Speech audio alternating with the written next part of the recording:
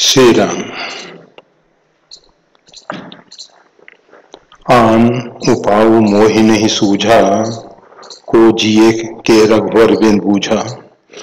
एक ही आंख यही मन माही, प्रात काल चलिहूँ प्रभु पाही।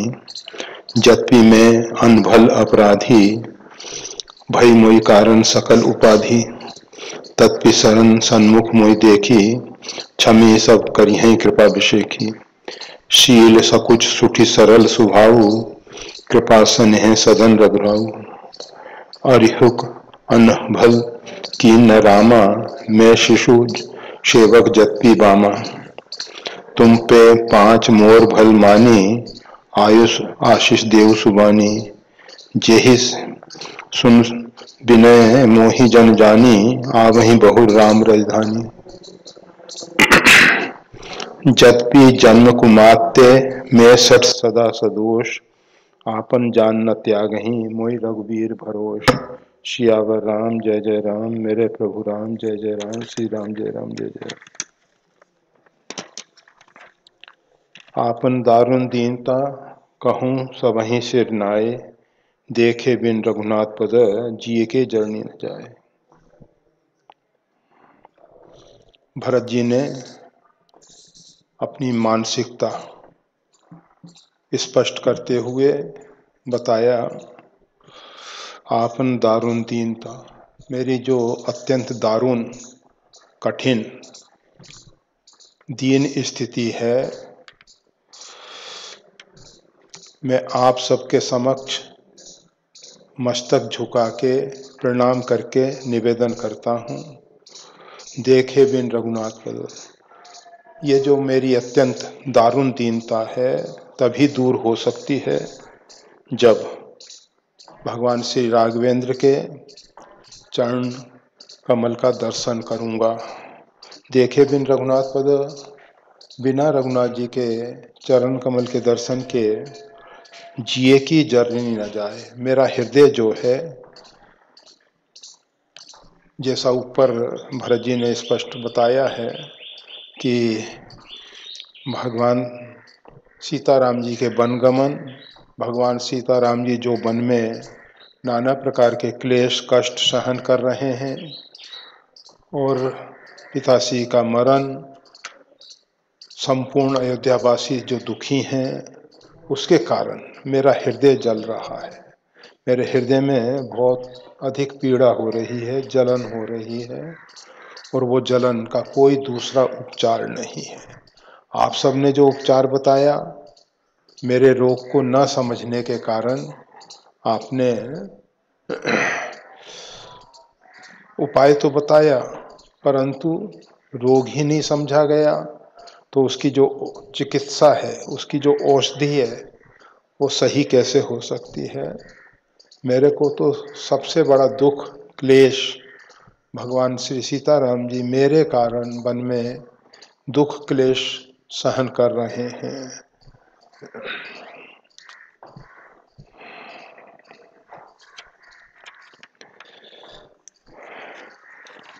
अब भरत जी ने उसी बात को और स्पष्ट करते हुए कि लोगों के मन में कहीं ऐसा तो ना आए कि इसके अतिरिक्त कोई दूसरा भी तो उपाय हो सकता है।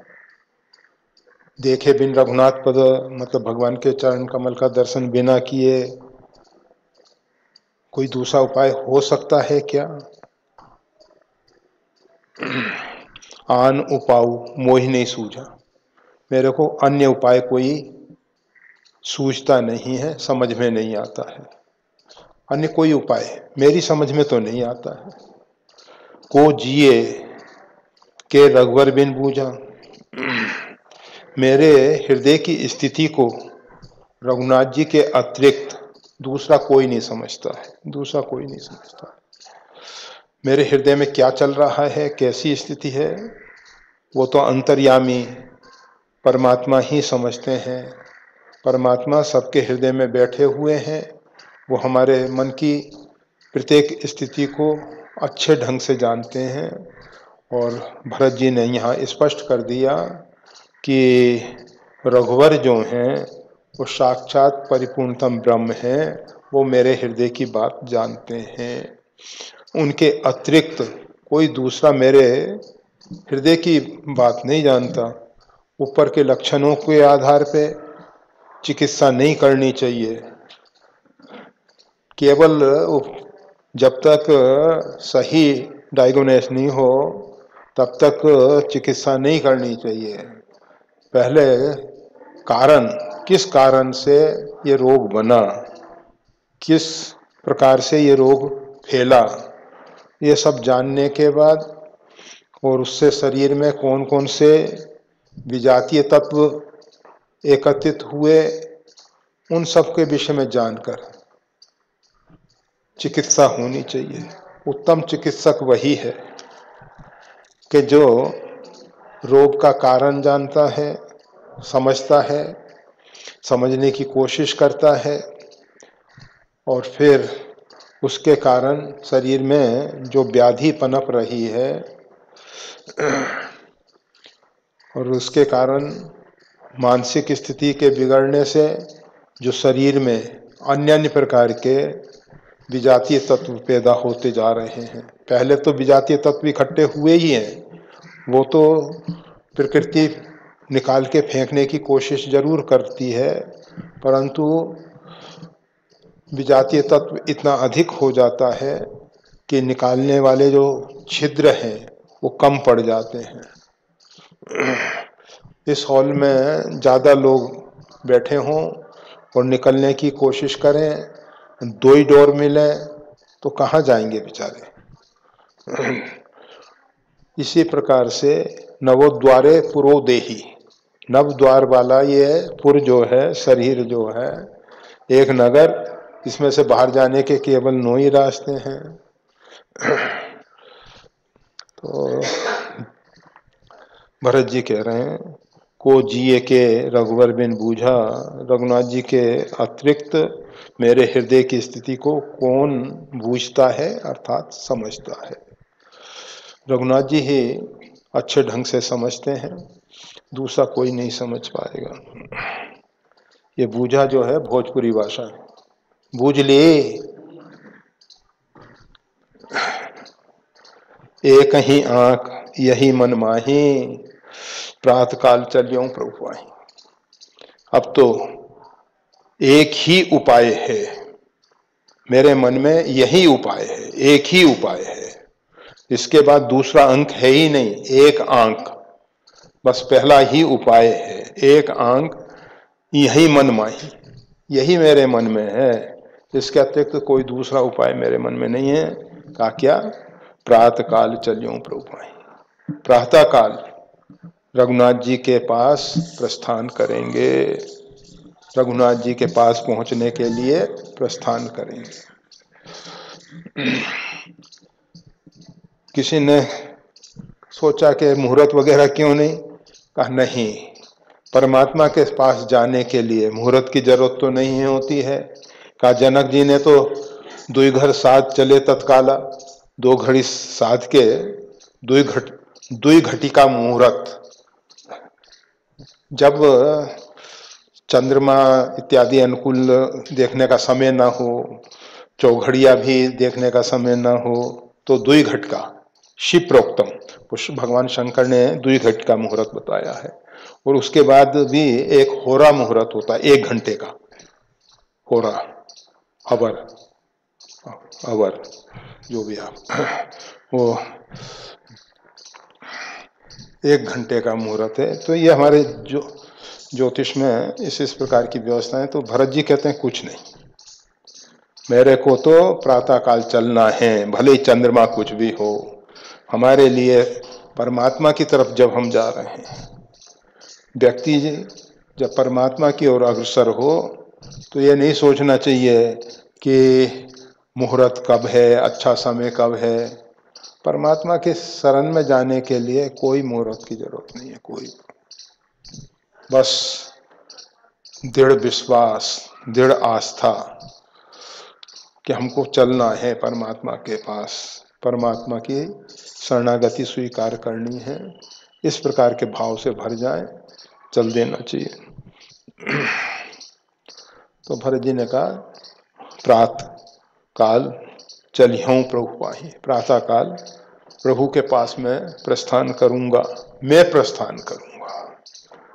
ये नहीं कह रहे कि आप सबको भी मेरे साथ चलना है, आप सब मेरे साथ आओ, कोई आवश्यकता नहीं है, मैं जाऊंगा, आपको यहाँ जो दिखे, जो समझ में आए करते रहना, परंतु मैंने तो एक निश्चय कर लिया है, यत आत्मा दृढ़ निश्चय, मेरी आत्मा ने दृढ़ निश्चय कर लिया है कि प्रातःकाल रघुनाथ जी के पास चलूंगा।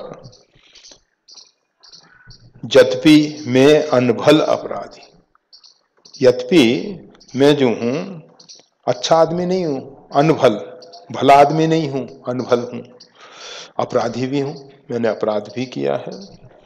भई मोई कारण सकल उपाधि, मेरे कारण ही ये सब उत्पात हुए हैं, उपाधि उत्पात, यहाँ मेरे कारण ही ये जितनी भी समस्याएं बनी, जितने भी उत्पात हुए, उन सब का मूल कारण मैं हूं। मेरी स्थिति अच्छी नहीं है, मैं अच्छा आदमी नहीं हूं, मैं भला आदमी नहीं हूं, मैं अपराधी हूं, मैं सब स्वीकार करता हूं, मैं अपराध स्वीकार करता हूं।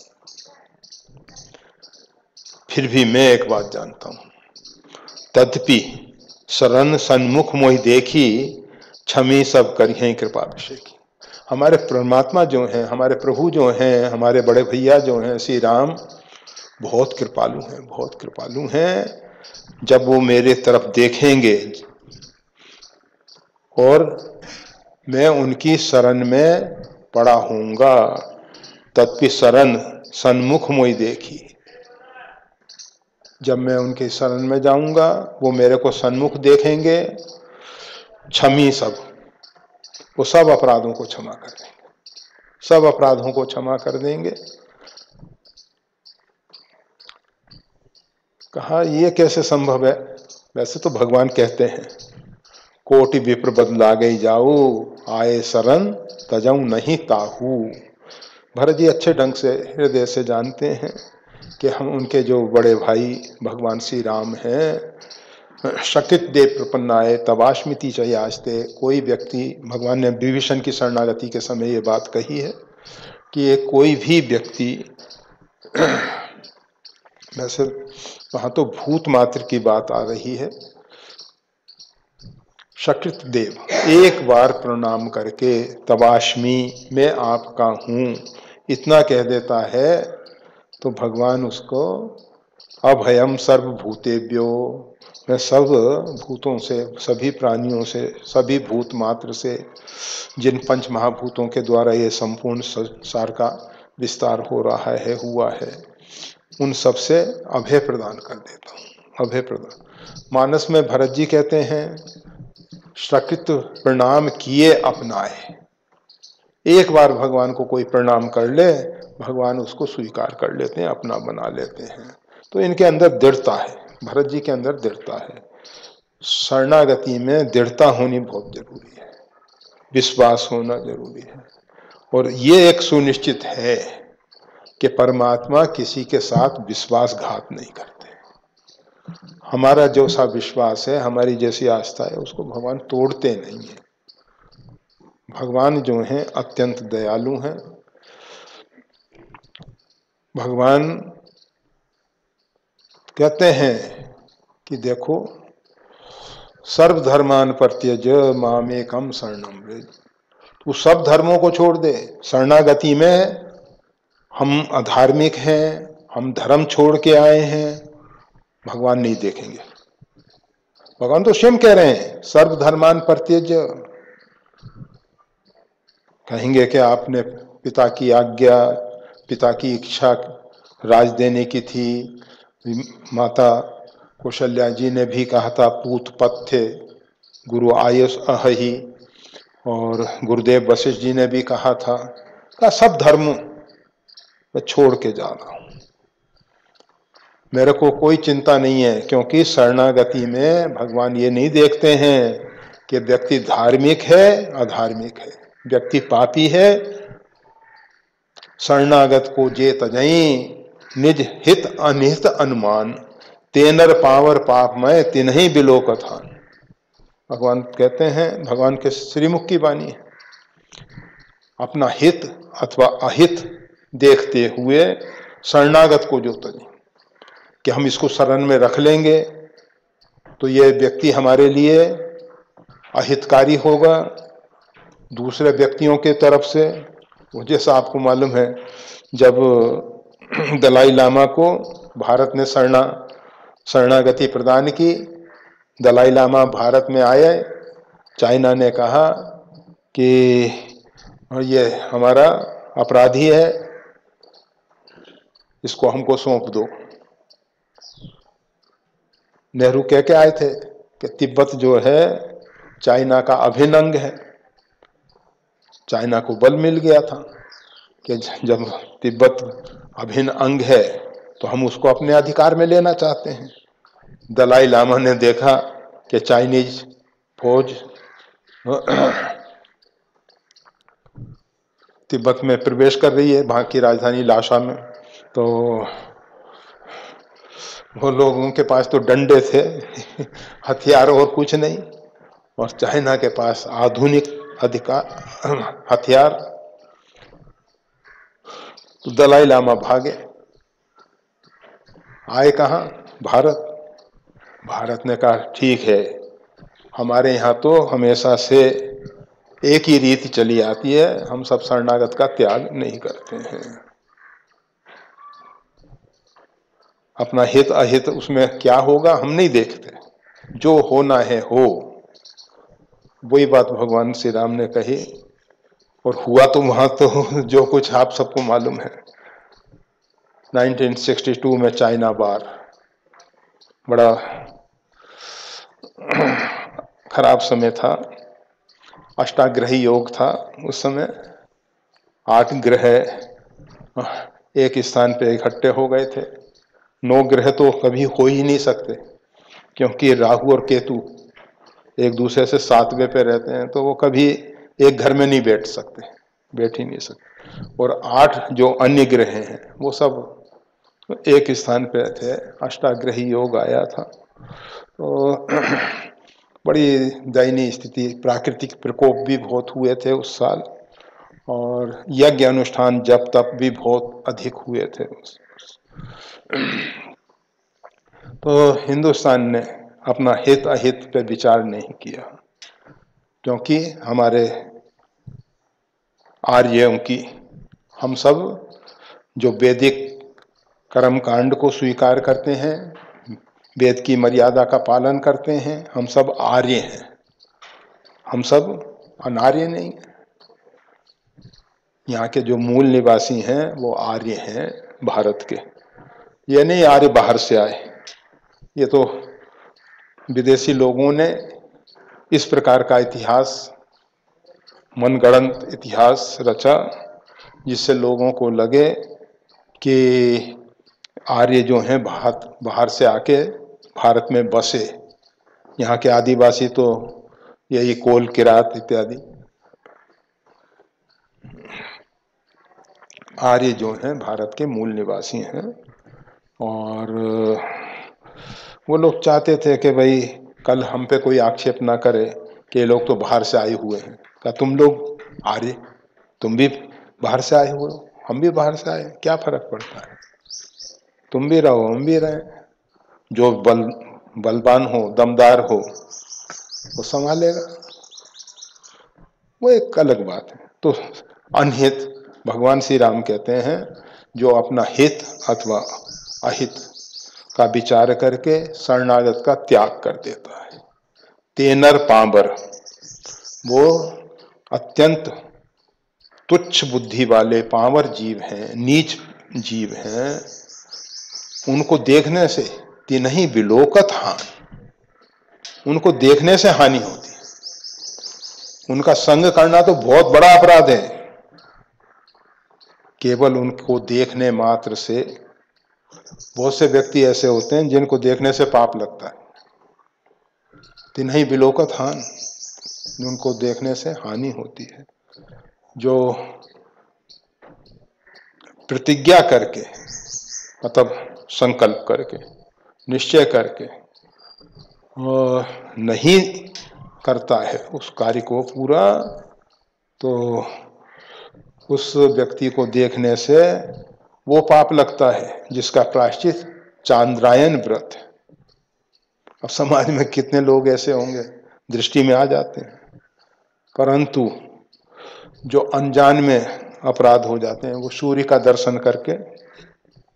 इसीलिए भारत में एक व्यवस्था है, बहुत से लोग, गांधी जी कहते थे, महात्मा गांधी, मोहनदास करमचंद गांधी, तो वो कहते थे कि हमारी माँ, उनका नियम था कि प्रत्येक दिन सूर्य नारायण का दर्शन करके ही फिर कुछ आहार इत्यादि लेती थी, बिना उसके नहीं। कभी कभी बादल लगाए, सूर्य नारायण का दर्शन नहीं हो रहा, नहीं करना आहार इत्यादि। मतलब सूर्य नारायण के दर्शन से इस प्रकार से बहुत से, वैसे तो यानी का नीचा पापानी, जो अनजान में बहुत पाप हो जाते हैं, परिक्रमा में दूर हो जाते हैं, क्योंकि परंतु कुछ ऐसे पाप हैं कि जिनका चांद्रायन व्रत करके या बहुत कठोर व्रत करके ही उस पाप से बचा जाता है, नहीं तो वो पाप हमारे सिर पे बोझ बना रहता है।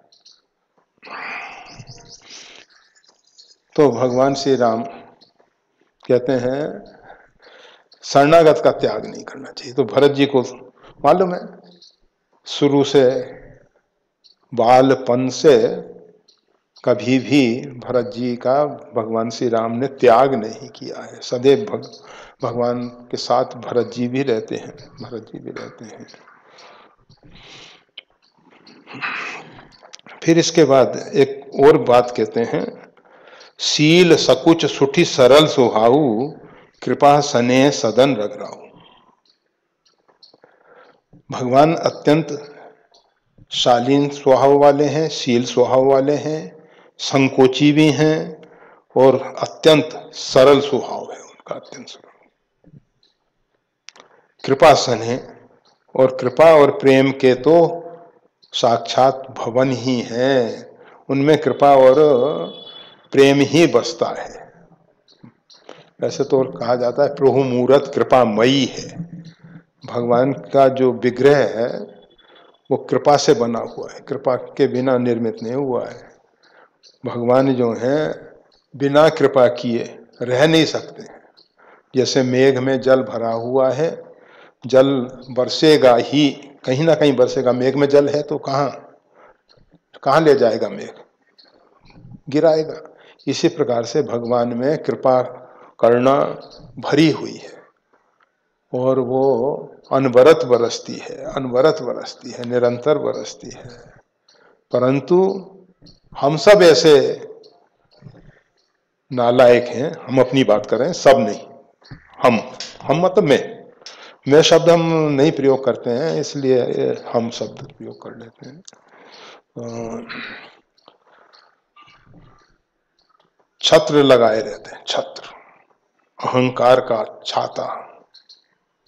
और वो जो छत्र है, आप वर्षा में छत्र लगा के जाते हो तो वर्षा आपके ऊपर नहीं गिरती है, इधर उधर चला जाता है पानी।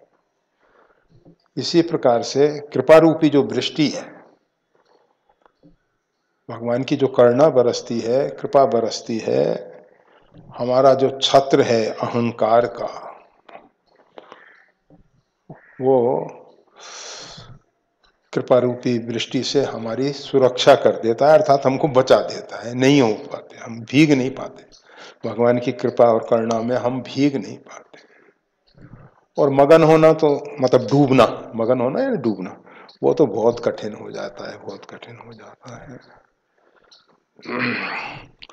तो भगवान के विषय में कह रहे हैं कि शील सकुच, भगवान संकोची भी हैं, अगर थोड़ी देर के लिए मान लिया जाए, थोड़ी देर के लिए मान लिया जाए, हमसे बहुत नाराज हो जाए, बहुत नाराज हो जाए, हमारा मुंह नहीं देखना चाहें, वैसे ऐसा होगा नहीं, होते नहीं हैं, फिर भी संकोची स्वभाव के हैं कि अब आ गया तो अब क्या करें, अब गले पड़ ही गया है तो फिर करें तो क्या करें। मतलब वो कहा ना, तत्पि शरण सन्मुख मोहि देखी। फिर भी मेरे को जब सामने देखेंगे तो ये नहीं कहेंगे भाग जाओ, संकोची भी है और शालीनता भी है, शील गुण भी है। पूछेंगे, कहो भैया कैसे आए, कुशल मंगल तो है। वो तो बड़े शालीन स्वभाव वाले हैं और सरल स्वभाव वाले भी हैं।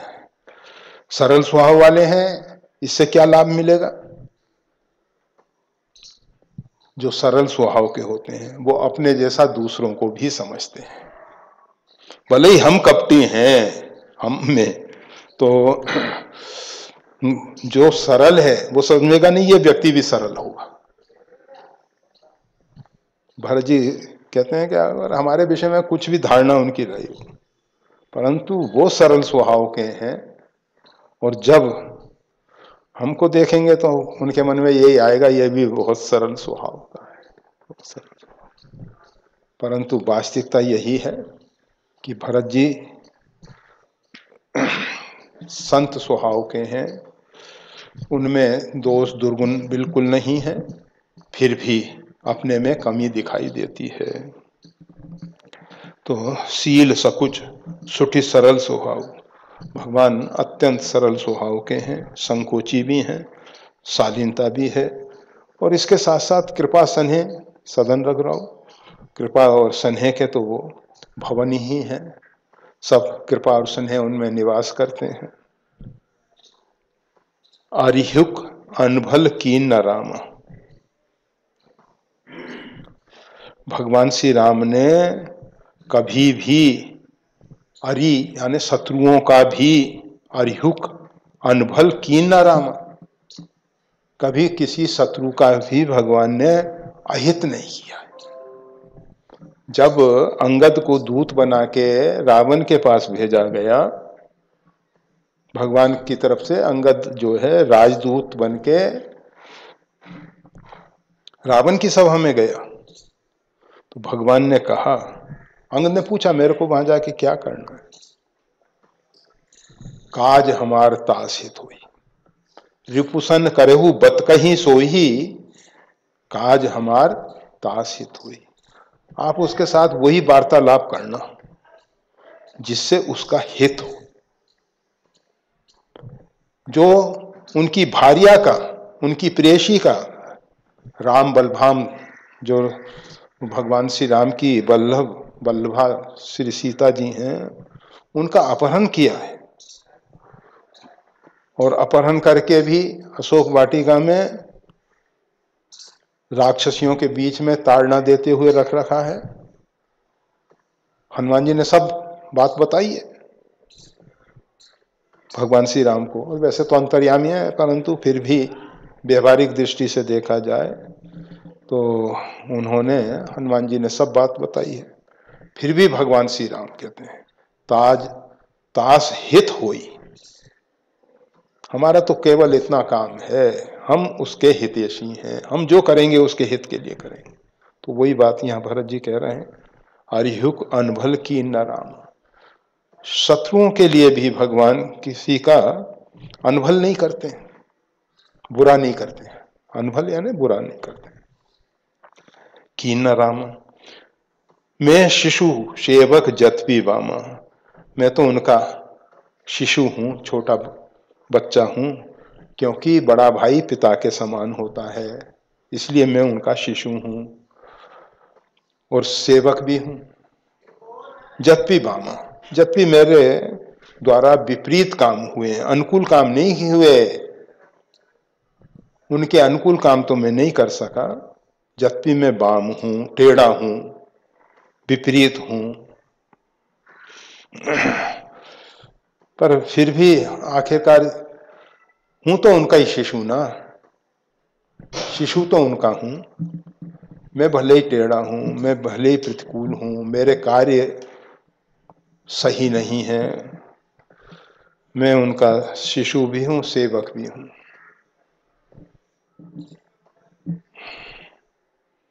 आगे जाके फिर भरत जी कहेंगे, मोरे शरण राम की पन्हई। अगर भगवान नाराज होंगे तो पादुका उठा के मार लेंगे, खड़ाऊ उठा के मार लेंगे, और प्रसन्न होंगे तो पादुका मेरे सिर पे रख देंगे। दोनों में भगवान की पादुका ही मिलने वाली है मेरे को, उससे मेरा तो हित ही है। उनकी पादुका का प्रहार मेरे किए हुए जितने भी दूषित कर्म हैं उन सब का दंड भोग के मैं निखालिस हो जाऊंगा। ये एक समझने की बात है। अगर व्यक्ति इस पृथ्वी पे न्यायाधीश के द्वारा दंड भोग लेता है तो फिर यमराज के यहां उसको दंड नहीं भोगना पड़ता। वो पुराणों में कथा आती है, दो भाई, एक भाई अपने आश्रम में आम का बगीचा लगाए थे, बहुत अच्छे अच्छे पके हुए आम थे। दूसरा भाई आया वहां, वो बड़े भाई जो है वहां नहीं थे। छोटे भाई ने देखा, भूख लगी हुई थी, आम पके हुए थे, आम तोड़ के खाने लग गए। वो जब खाने लगे, बड़े भाई आ गए, कहा भैया थोड़ा भी धैर्य नहीं धारण कर सके, ये आम किससे पूछ के खाए, किससे पूछ के तोड़ा तुमने? शास्त्रों में व्यवस्था है, ठाकुर जी की सेवा के लिए भी फूल अगर हमको लाने हैं तो जिन व्यक्तियों के द्वारा वो फूल लगाए गए हैं उससे अनुमति लेके फूल तोड़ना चाहिए। नहीं कि भगवान की सेवा में ले जा रहे हैं चोरी करके, चोरी का माल भगवान को दोगे? भगवान उसको स्वीकार नहीं करते।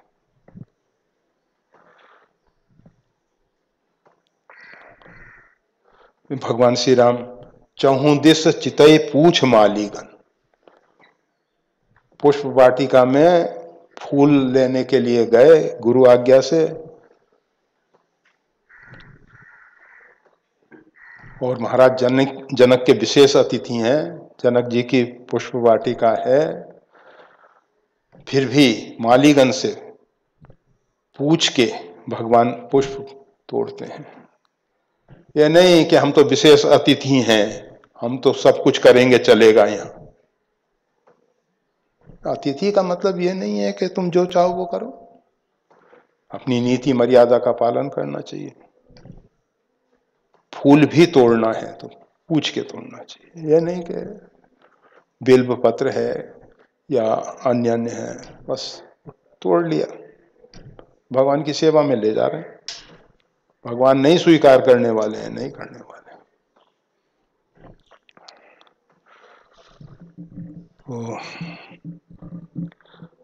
बड़े भाई ने कहा भैया तुमने अच्छा नहीं किया, अच्छा नहीं किया।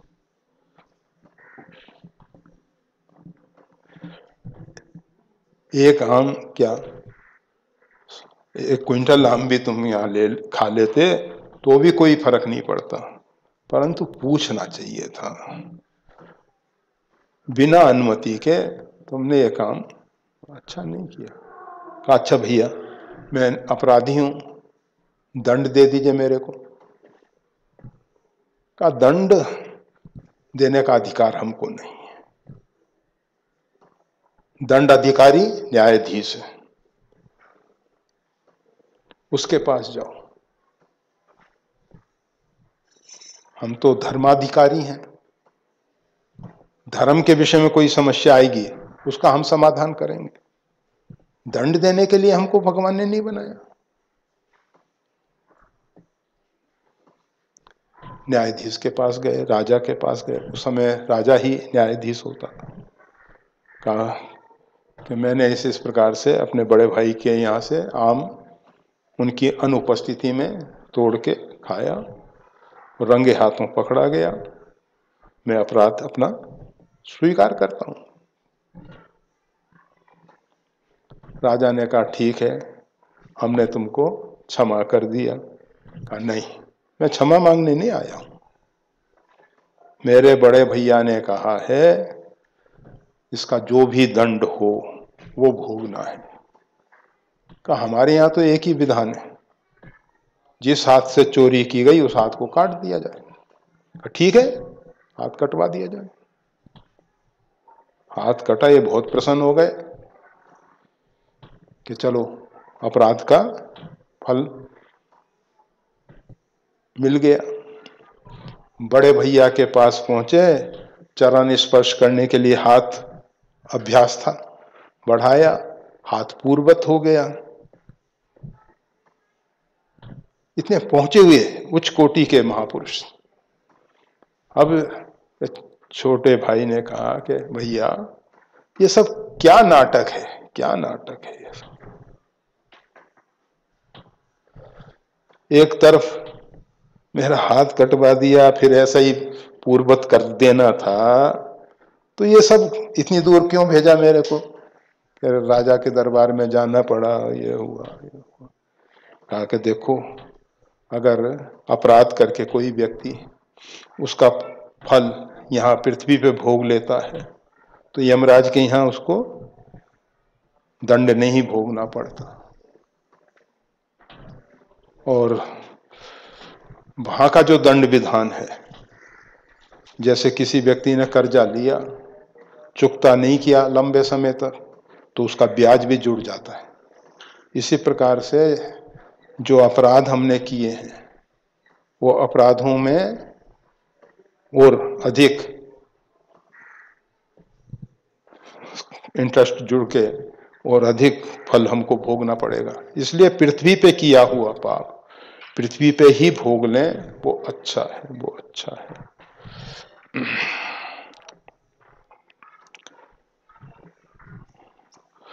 तो भरत जी कह रहे हैं, अरिहुक अनभल कीन न रामा, मैं शिशु सेवक यद्यपि बामा। यद्यपि मैं प्रतिकूल हूँ, बाम हूँ, सही नहीं हूँ, टेढ़ा भक्त हूँ, टेढ़ा हूँ, परंतु जैसा भी हूँ उनका शिशु हूँ, प्रभु का छोटा भाई हूँ, शिशु हूँ।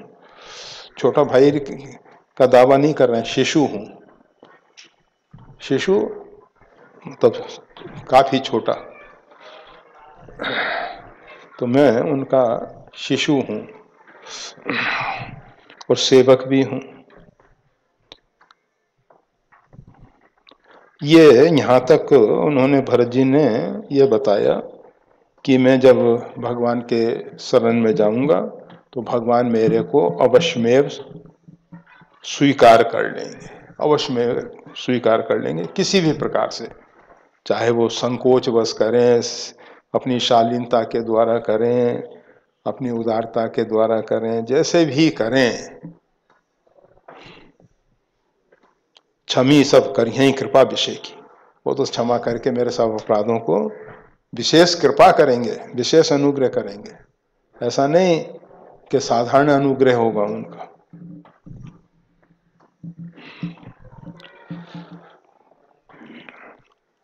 अब कहते हैं, तुम पे 5 मोर भल मानी, आयुष आशीष देव सुबानी। अब आप सब जो पंच वहां सभी सभा में बैठे हुए थे, गुरु वशिष्ठ जी भी थे, वामदेव इत्यादि ऋषि भी थे, कौशल्याम्बा इत्यादि माताएं भी थीं, और अयोध्या के वरिष्ठ नागरिक और भी प्रजाजन सभी थे उपस्थित। तो ये पंच, तुम पे 5 मोर भल मानी, आप सब जो पंच हैं मेरे कार्य को भला मानकर आयुष आशीष देहु सुबानी, मैं आपसे और कोई अपेक्षा नहीं कर रहा। मैं जो कार्य करने जा रहा हूं उसमें मैं आपकी अनुमति चाहता हूं। प्रातःकाल तो मैं आपके पास नहीं आऊंगा अनुमति लेने, प्रातःकाल तो हमको चल देना है, परंतु आप सबसे मैं करबद्ध प्रार्थना करता हूं, हाथ जोड़ के प्रार्थना करता हूं, तुम पे 5 मोर भल मानी। मैंने जो निश्चय किया है, मेरा जो निश्चय है उसको भला मान के, अच्छा मान के आप सब मेरे को आज्ञा दो, आयुष आशीष देहु सुबानी। वाणी से और कुछ मैं नहीं चाहता कि आप आशीर्वाद में हमको कुछ और भी दो, हमको कुछ नहीं चाहिए, केवल आपका आशीर्वाद चाहिए। इसमें सबका उन्होंने मांगा है, तुम पे 5। पंच जो है परमेश्वर होता है। उस समय तक जो 5 ही मत लागे नीका, करौ हर्षिय राम ही टीका। महाराज दशरथ भले ही राज सत्ता थी, फिर भी पंचों से, प्रजाजनों से सम्मत लिया जाता था। जो 5 ही मत लागे नीका, सबको अगर ये विचार अच्छा लगे तो राम जी का राज तिलक हो। प्रजातंत्र में पंचों का मत कैसे लिया जाता है और राजतंत्र में किस प्रकार लिया जाता था। यहां क्या है, लगभग 10-15% वोट होने पर भी राज सत्ता में आ जाते हैं प्रजातंत्र। अनेक उदाहरण हैं। और उस समय राजा सर्वतंत्र स्वतंत्र होते हुए भी जो 5 ही मतलब, जो 5 को मतलब है, यहां भी भरत जी भी यही बात कह रहे हैं, तुम पे 5 मोर भल मानी। आप जो पंच हैं यहां उपस्थित हैं, वो मेरे कार्य में अगर भला मानते हैं कि ठीक है ये काम, मैंने जो निर्णय लिया है, जो आप सब औषधि मेरे को देना चाहते थे, ते पियाइए बारनी, मेरे को तो आप शराब पिलाने के चक्कर में थे, मैं तो उसका तो स्पर्श भी नहीं कर सकता। राजमद मेरे को नहीं चाहिए, राज सत्ता मेरे को नहीं चाहिए, राज मेरे को नहीं चाहिए, मेरे को तो रघुनाथ जी के चरण कमल का दर्शन चाहिए। अगर ये मत आपको अच्छा लगे, आयुष आशीष देव सुबानी, तो आप सब मेरे को आशीर्वाद दें, आज्ञा दें। प्रजाजनों से भी भगवान, ठीक है कि उसमें गुरु वशिष्ठ जी भी हैं, माता कौशल्या जी भी हैं, सभी हैं, परंतु भरत जी तो 5 ही पंचों की बात कर रहे हैं। भरत जी ऐसा नहीं कह रहे कि केवल गुरु और माता, जो गुरुजन हैं, जो श्रेष्ठ जन हैं, जो वरिष्ठ जन हैं, वही मेरे को आशीर्वाद और आयुष दें। नहीं, जो 5 ही, जो पंचों को अगर ऐसा मत अच्छा लगता है तो मन में एक जिज्ञासा हुई कि किस प्रकार का आशीर्वाद लेना चाहते हैं भरत जी जो हैं, किस प्रकार का, उसका भी तो थोड़ा सा खुलासा कर दें, स्पष्टीकरण कर दें कि कौन सा आशीर्वाद चाहिए इनको। तो कहते हैं, जेहि सुन विनय मोहि जन जानी। मेरी प्रार्थना को सुन के भगवान अपना दास समझ के मेरे को आवहि बहु राम राजधानी, भगवान श्री राम अपनी राजधानी में वापस लौट आए। ये आशीर्वाद चाहिए मेरे को। ये नहीं कि मैं चला जाऊं, मैं तो जाना तो मेरे को निश्चित है ही, जाने में कोई समझौते वाली बात नहीं है। आप मना भी करोगे तो भी मैं तो जाऊंगा, परंतु मैं जो आपसे आशीर्वाद की अपेक्षा कर रहा हूं वो केवल इतनी ही है कि जेहि सुन विनय, मेरी प्रार्थना सुन के मोहि जन जानी, अपना सेवक समझ के, अपना दास समझ के, अपना बच्चा समझ के आवई बहुर, भगवान अपनी राजधानी में लौट के आ जाए। राजधानी उनकी है, आप ही राम बहुर राम राजधानी, अपनी राजधानी में आ जाए प्रभु। वन उनके लिए राजधानी नहीं है, भले ही वन का राज भी उनका है, परंतु राजधानी में आने की बात कर रहे हैं, अयोध्या पधारने की बात कर रहे हैं। ये नहीं कि कौशल देश तो बहुत दूर तक फैला हुआ है, कहें नहीं, अयोध्या में लौट के आ जाए। और राज सिंहासन पे भरत जी का ये दृढ़ निश्चय है कि वन में राम जी को उनका राज सौंप दिया जाएगा, राज्याभिषेक हो जाएगा वन में, और भगवान श्री राम, राजा राम अयोध्या में लौट के आएंगे। ये दृढ़ निश्चय है। तो वही बात,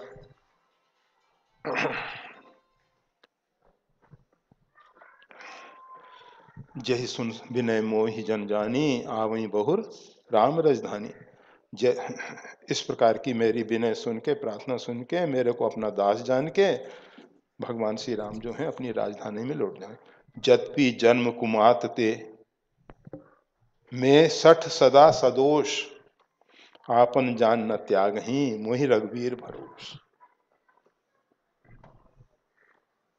ये जब बारंबार कह रहे हैं कि मैं बामा हूं, ऐसा हूं, ऐसा हूं, तो किसी के मन में यह संदेह हो सकता है कि फिर भगवान इनको कैसे स्वीकार कर लेंगे। तो उनके मन के भाव को स्पष्ट करते हुए, जतपि जन्म कुमात, यह बात बिल्कुल सही है कि कुमाता से मेरा जन्म हुआ। वैसे संसार में कहा जाता है पुत्रो जायते कुपुत्रो, पुत्र कुपुत्र होता है, परंतु माता कुमाता नहीं होती है। परंतु प्रत्यक्ष देखा जा रहा है, मेरी माता ने मेरे बड़े भाई परमात्मा को मेरे से दूर कर दिया। तो जतपि जन्म कुमाते मैं सठ सदा सदोष, मैं मूर्ख हमेशा से दोषी रहा हूं। सठ मूर्ख, मैं सठ सदा सदोष, सदा से ही दोषी रहा हूं, अपराधी रहा हूं, मैंने बहुत अपराध किए हैं। परंतु आपन जान न त्याग ही मोहि रघुवीर भरोस। भगवान अपनी तरफ से देखेंगे, क्या आए शरण तजो नहीं था, भले ही वो कोई कैसा क्यों ना हो, भगवान मेरा त्याग नहीं करेंगे। वो ये नहीं देखेंगे कि किस माता से इसका जन्म हुआ है। शरणागति में ये नहीं देखा जाता है कौन वर्ण का है, कहाँ से आया है, कैसे आया है, कैसे इसका जन्म है, वो सब नहीं देखेंगे, नहीं देखेंगे। मैंने सत्कर्म किए हैं, असत्कर्म किए हैं, जो किए हैं मैं उनकी शरण में हूँ।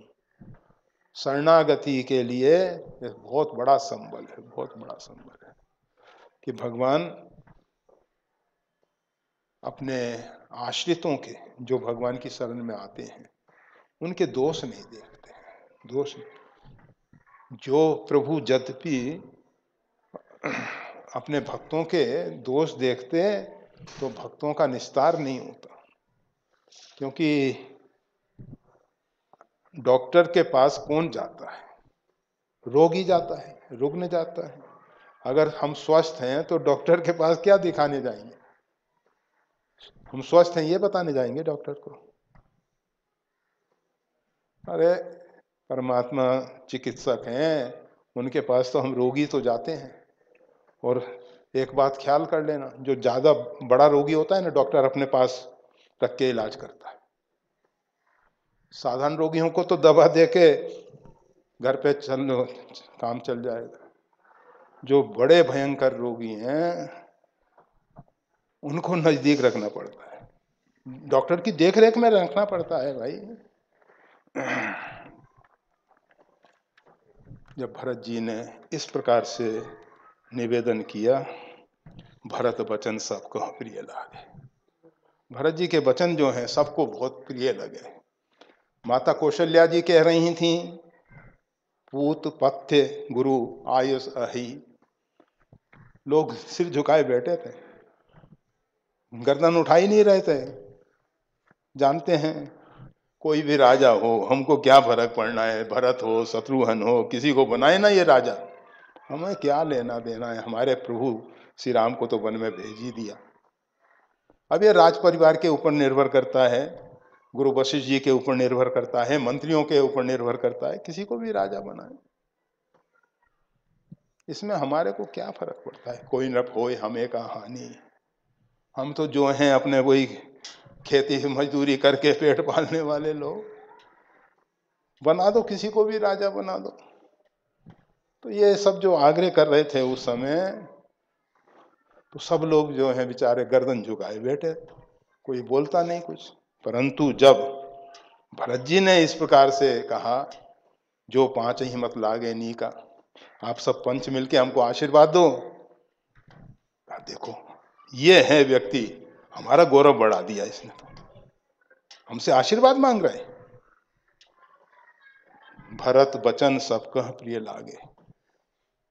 दूसरी बात, भरत जी जो हैं उनके वचन सबको प्रिय इसलिए लगे कि भरत जी मनाने जाएंगे राम जी को, तो राम जी को लौट के आना ही होगा श्री अयोध्या में, और निवेदन प्रार्थना तो हम सब भी करेंगे कि हम भी आपके साथ चलते हैं। और ये बहुत सरल हृदय वाले हैं भरत जी, ये जरूर हमको साथ में ले जाएंगे।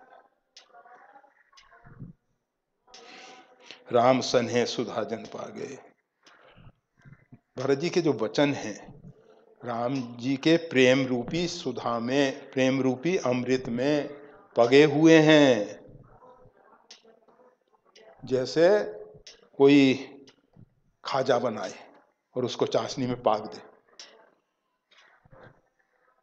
खाजा पींजा, पींजा नहीं, पींजा को पाकते नहीं है ना, वो खाजा को ही ठीक है। पींजा ने तो कितने लोगों को ठिकाने लगा दिया, होम डिलीवरी।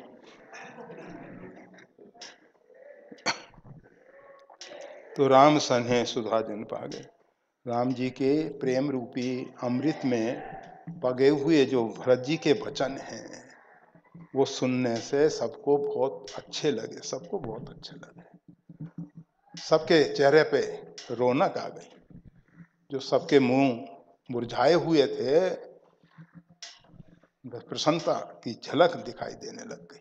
सबने गर्दन उठा ली, जो सब सिर झुकाए बैठे थे सबने गर्दन उठा ली।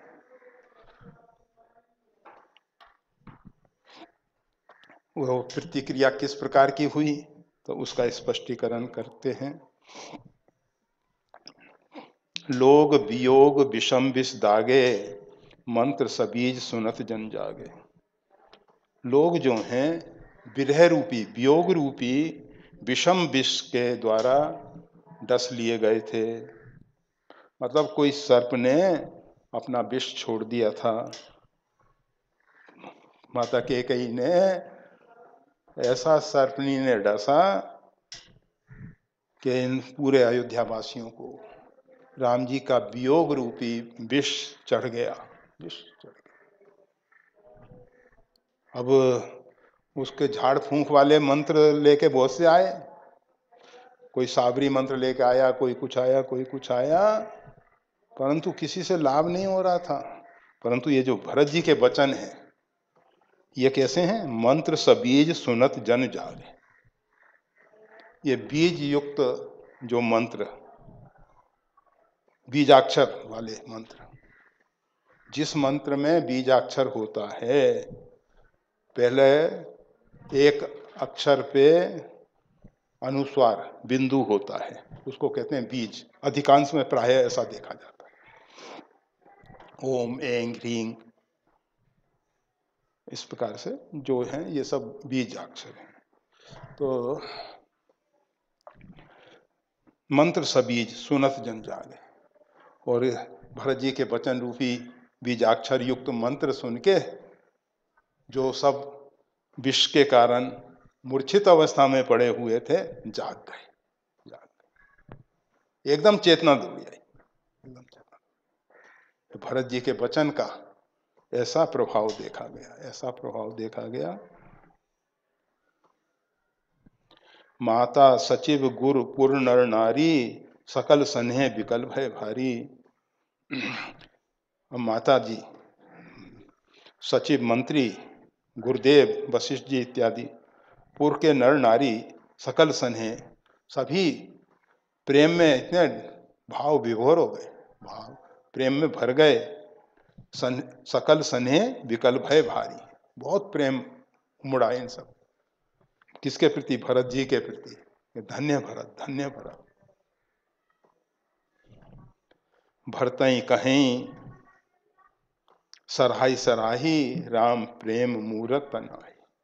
जो कुछ समय पूर्व मन में भरत जी के प्रति शंका कुशंका कर रहे थे, जो भरत जी के प्रति सोच रहे थे कि इनका भी इसमें कुछ मत रहा होगा, वो सब एक स्वर से कह रहे हैं, भरतई कहीं सराही सराही। सब भरत जी की सराहना करते हैं कि आप तो साक्षात राम प्रेम मूरत तनाही। आप जो हैं, राम जी का प्रेम जो है मूर्तिमान शरीर धारण करके आ गए। मूर्तिबंत प्रेम जो है राम जी का प्रेम, वो हमारे सामने भरत के रूप में खड़ा हुआ है, भरत के रूप में खड़ा हुआ है। सब भरत जी की सराहना कर रहे हैं, सब भरत जी के। ये जो चमत्कार किया भरत जी ने, ऐसा चमत्कार भरत जी अगर इस प्रकार का प्रभाषण नहीं देते, उन्होंने शपथ इत्यादि की थी, उसका वो प्रभाव नहीं हुआ था।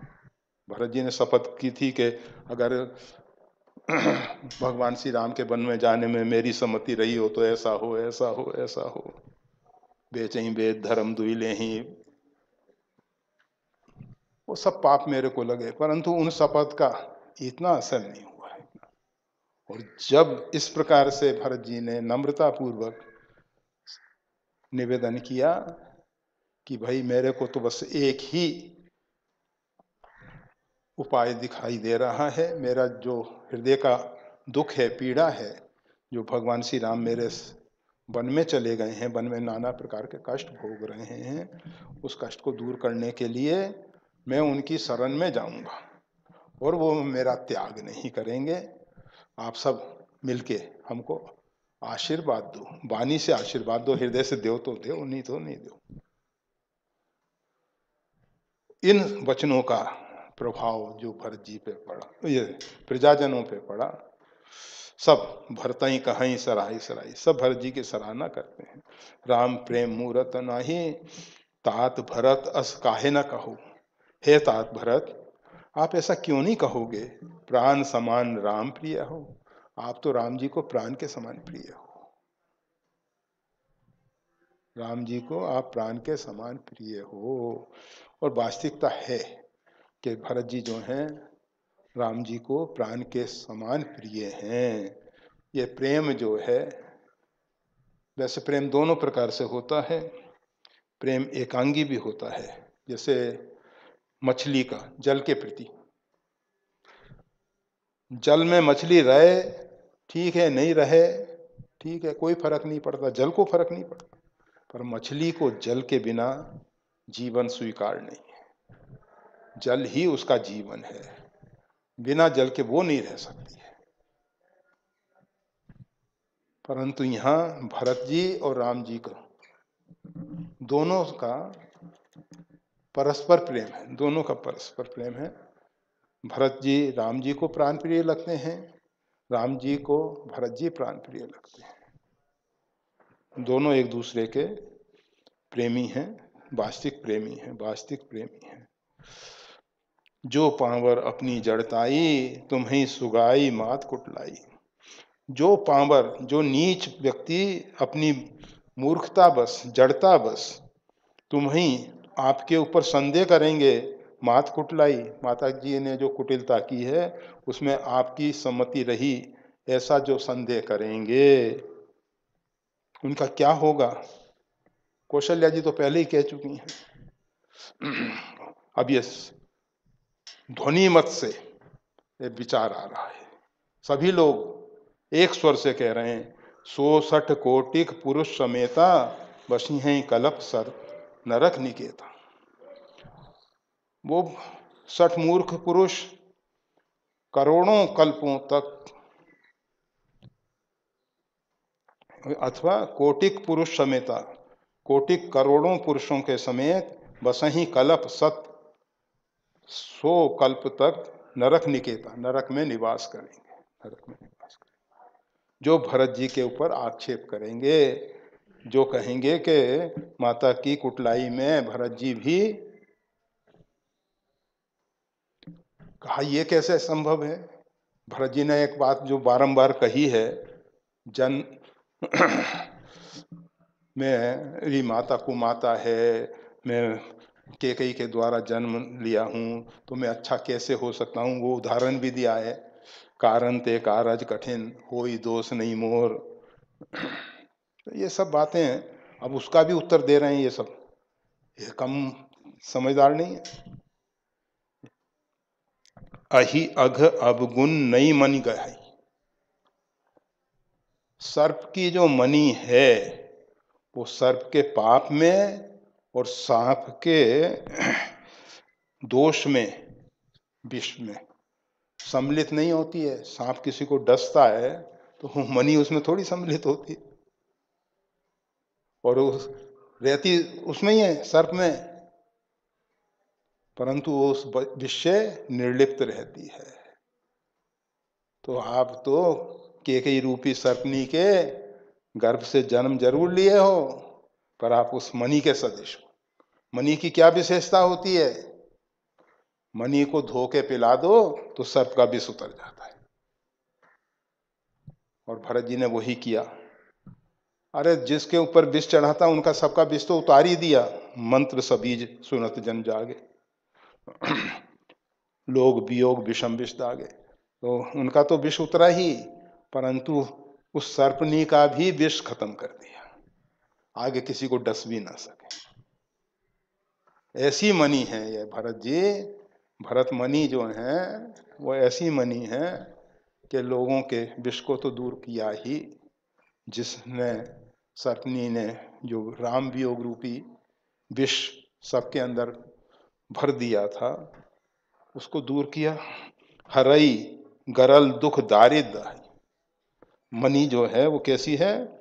हरई गरल दुख, जो विष का दुख है उसको दूर कर देती है और दरिद्रता को भी दूर कर देती है।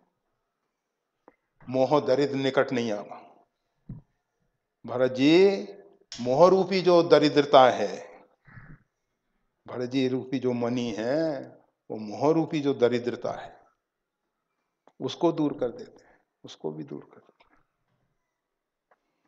तो हरई गरल दुख दारिद्र है, ये जो विष को भी दूर कर दिया, और मोह जिसको भ्रांत धारणा बन गई थी ना भरत जी के विषय में, और सब वो सब को दूर कर दिया।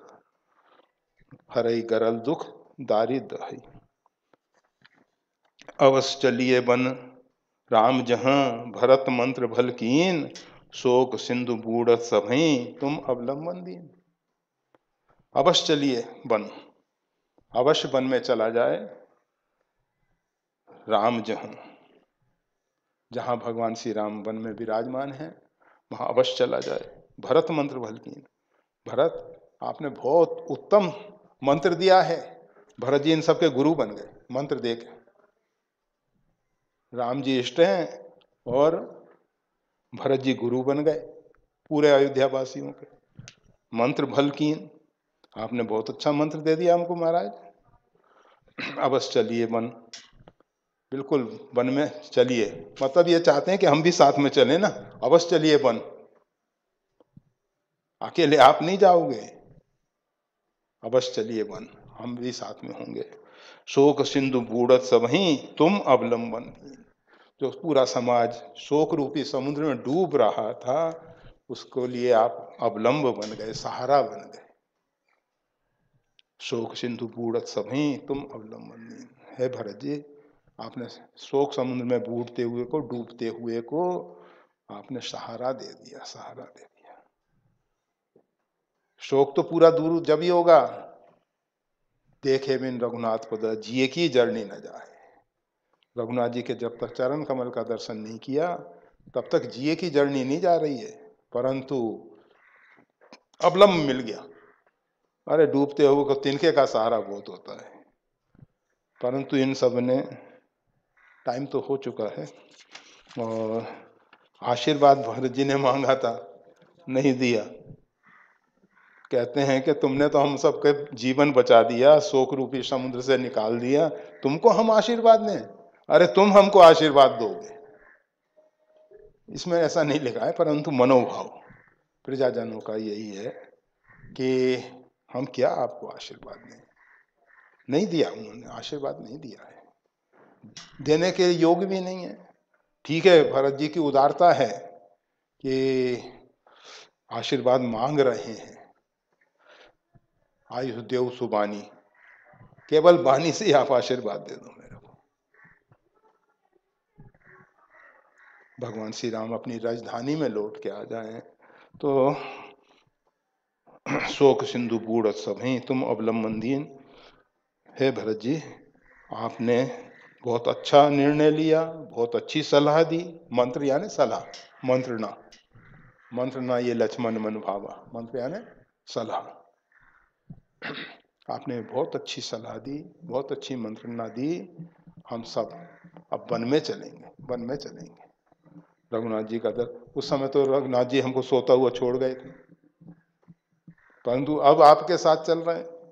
अब तो गुरु जी साथ में है, पहले सब मनमुखी चेले चल दिए, आप पंथी मनमुखी फिरे टोल की टोल। ये सब टोलियां जो थी बिना गुरु की थी, चली गई, लौटना पड़ा। राम जी सोते में छोड़ के चले गए, परंतु अब गुरु जी के साथ जा रहे हैं ना, भरत जी के नेतृत्व में जा रहे हैं। ये अभियान जरूर सफल होगा, क्योंकि इसका नेता बहुत सही है, बहुत सही है। भरत जी जैसे इसका नेतृत्व कर रहे हैं तो ये अभियान जरूर सफल होगा।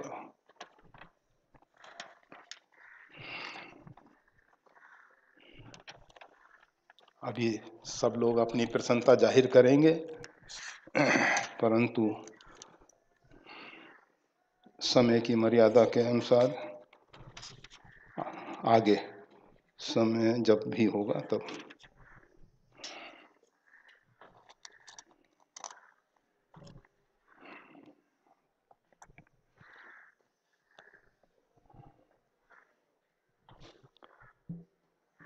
जय श्री राम।